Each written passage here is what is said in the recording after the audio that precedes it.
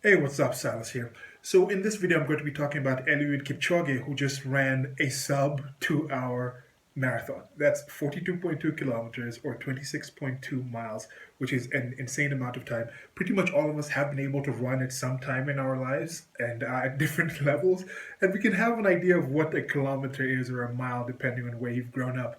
But just imagine, in less than 2 hours, that is peak humanity. We're getting to the point where scientifically people have actually looked at it and said, look, the physical human body can't surpass these points, and we're getting to those points, and it's an amazing time to be alive. And he went with the hashtag no human is limited, which I thought was a great hashtag to go with this, sparks a lot of thoughts, and I'm going to be thinking about the certain limitations that we put on each other, especially when it's related to sports and politics and a few other things, and that's what I'm going to be talking about in this video.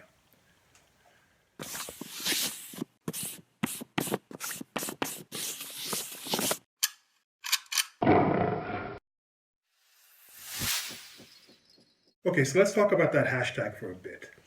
No human is limited.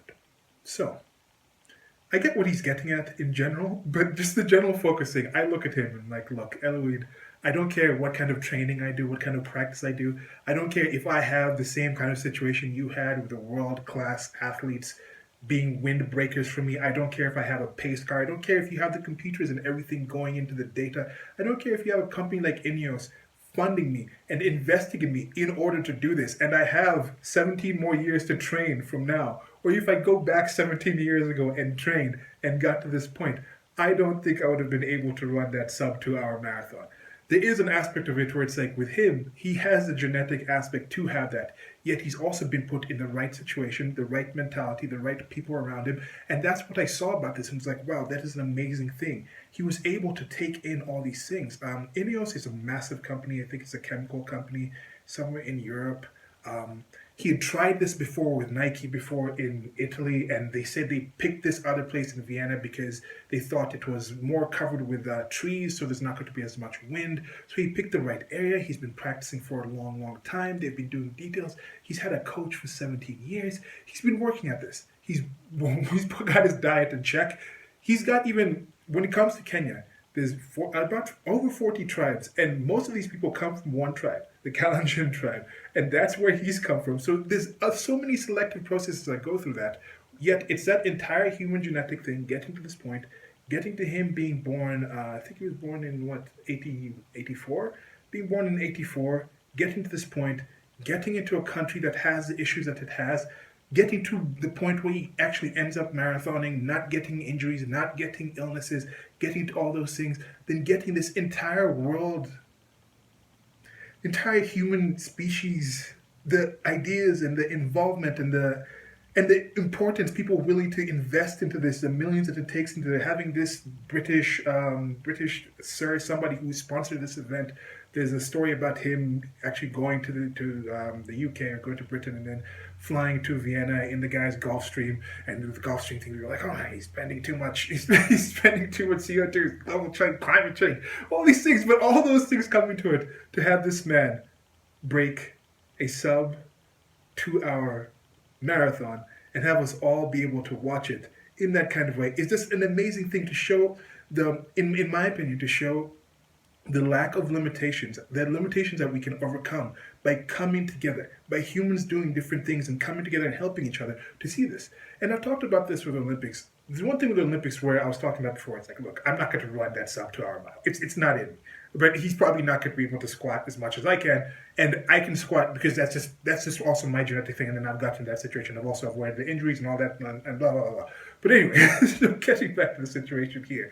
So what I was saying about the Olympics was we have different body types, and one thing I really enjoy about watching the Olympics is seeing the different body types that are carved by the sport that they do. Certain body types are just better at certain things, but then it takes all the extra involvement of the practice and the training to actually get to that point. That's why you see certain limitations with certain countries. And I think it would be awesome if you have a competition, and this might happen in more international competitions, and you see this in things like football and soccer and other sports like this, where it's more international, where you just get the best athletes and you get them the best training, you get them the best teams, you get them the best research, the best coaches, and just see what's peak humanity. Instead of dividing the situation to these countries and these nations and these places and things like that. And these are the limitations that I think we put on ourselves.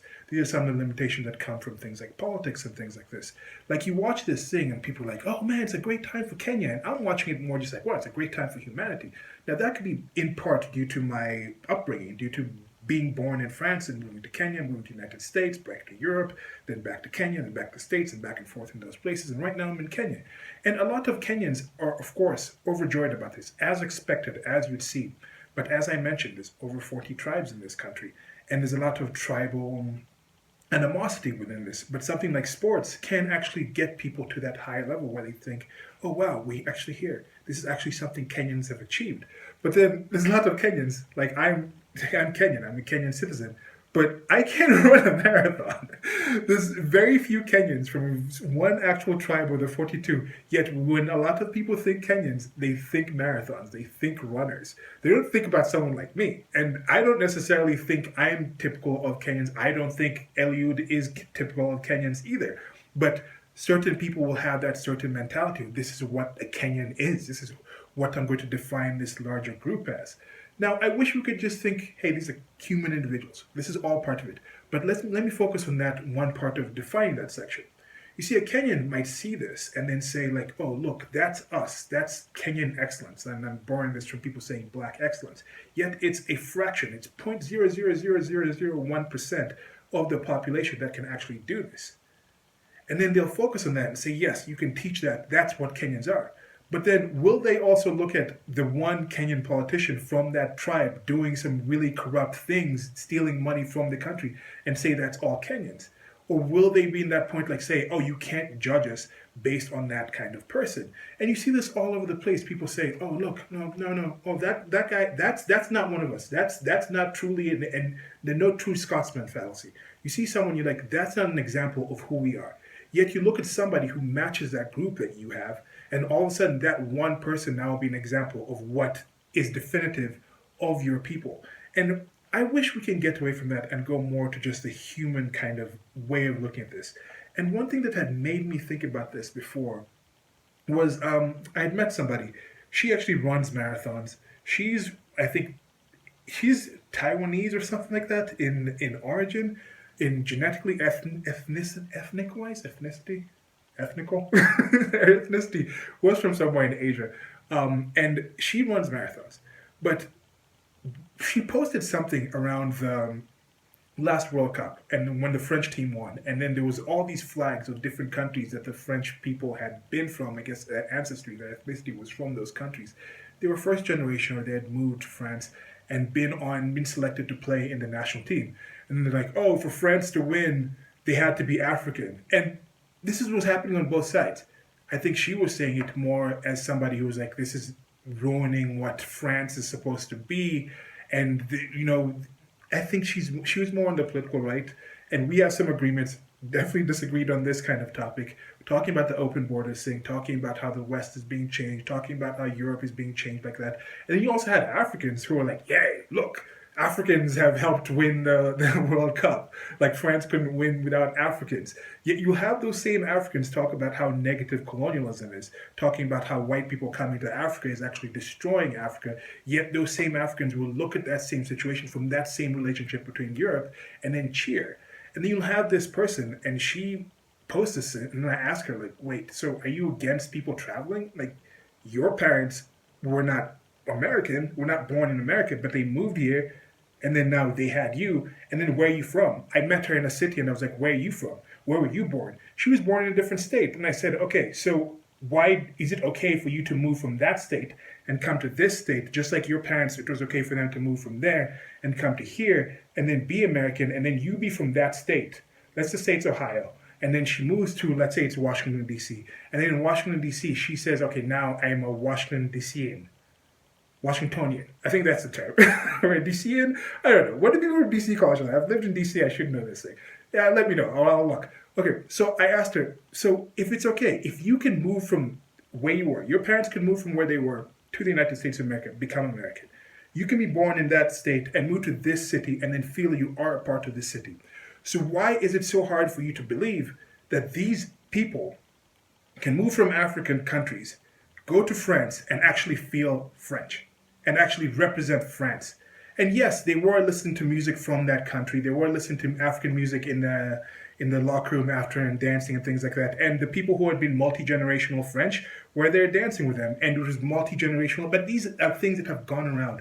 This picked up a Diplo album, and then he has an album where he's going and picking different sounds from different countries and things like this. And these are ways that we're going to communicate and mesh together as a human species and get the best of the best together. Let's stop with these limitations, because I just said, like, why are you feeling this kind of type of way about this kind of situation in that kind of situation?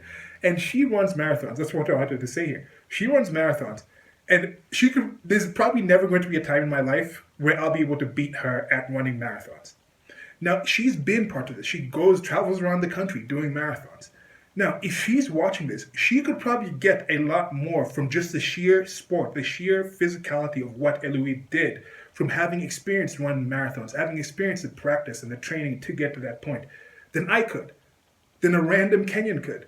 But supposedly, because of this guy's nationality, I'm supposed to feel like I'm more big upped by that. It's supposed to be more to me, like it's supposed to be more of a thing to make me feel proud, or I'm supposed to be able to relate to him more because of some arbitrary lines made in a border that the nation that we share some citizenry and politicians say this and this about us and that and about this and that. And it makes me kind of think, why do people feel that way? If you feel that way, why do you feel that way? And that's what I'm saying. Something like politics is a lot like sports. It's a lot like something where somebody just happens to live in a certain area. And it's one thing I noticed in the United States of America. I went to school in West Virginia, which doesn't have a football team, but it was right near Pittsburgh. And a lot of people just happen to be Pittsburgh Steelers fans. A lot of people back in Washington, D.C., where I lived, happen to be Washington Redskins fans. And then you look at these different areas, it's like you just happen to be a fan of that team, and then you're a fan of that team wins or loses, you have the ups and downs with it. And that's how it is with politics in most kind of situations. People watch it and I think they take it a lot more seriously than it should be. And they also, and some people in the political sphere will look down on sports fandom and say that's for kids. Why do people care so much about that? Yet they'll go on there like, oh my God, I can't believe the president tweeted this. Oh my God, I can't believe they're doing this to the president. They're going to try to take him down. It's going to be a civil war. No. It's not that serious. These are the limitations that we're putting on ourselves. Let's kind of free ourselves from those limitations and see where it's at. So one question for you guys out there. When you look at these things, what are the things that make you feel this is an in-group thing? If you see a black person achieve something, do you feel black excellence? But when a black person commits a crime, you feel that's not descriptive of black people. Even if it's the same percentage of black people that happen to be successful at this thing and a same percentage of black people who happen to be bad at the thing, why do you think one is definitive, yet you don't accept that other kind of definition? And there's one thing that was really sunk this into me that I wanted to ask people about is I recently saw something. It was this Frenchman who did this flying thing over the ocean. He flew with this, not the ocean, over the English Channel. He had this hoverboard thing. It was an amazing thing. And he flew over the English Channel on this hoverboard. He was maybe like 20 meters or just 10 to 20 meters off over the water the entire way there. That's from the average way he was going there. And that was amazing to me.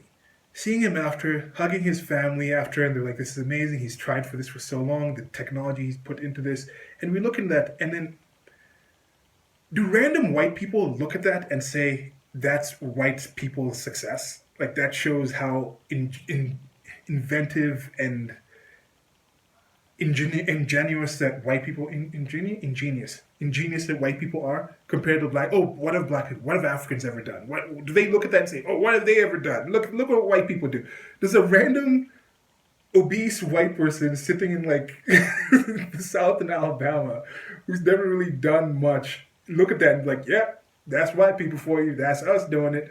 Just like if somebody looks at this now and some random obese black person in Kenya will look at that, yep, that's Kenyan people. That's what Kenyans do. Or I guess I'm putting the same accent. But you get what I mean. How do people look at that and say, ooh, that's me?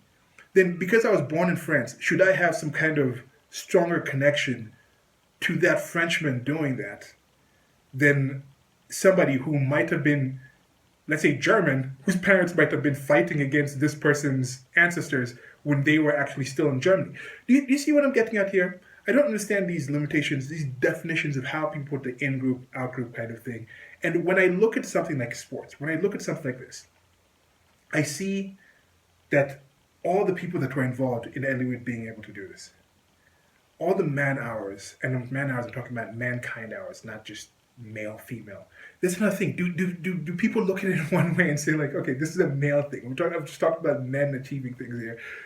Why do some women look at this like, oh man, that's just for women, instead of just thinking, no, this is actually humans. Like that man came from a woman who had relations with a man, and they came together, and he has a wife that has supported him in different ways. Doesn't mean it's lesser, doesn't mean it's the same, doesn't mean they need to afford the same kind of level. It's just a group effort. So since we already understand that we have this groups, we have the ability to be more than just an individual, and most of us don't last by just being individuals. This man who did the hover thing over the English Channel, the technology, he didn't invent it by scratch. He might have come up with some plans. He might have come up with a lot of the key things to actually figure this actual act out. But the actual fabrication of these things, mining of the metals, the trajectory, the filming, the making sure it's safe, the people who are following with him in case he's going to fall, the people who did that technology beforehand, figured out jet propulsion, figured out the wires, figured out how to make rubber, figured out how to make all these other things that went into that, also are involved in getting to this point. And then what he's done is going to lead to so much more in the future. You know, I think we have this kind of thing where you can see these massive strands of human reality tunnels coming into one point and then branching off to a bunch of other points. And I think situations like this are points where we can focus on that one individual act, but it's easy to ignore and see, it's easy to not see all the other parts that led to that.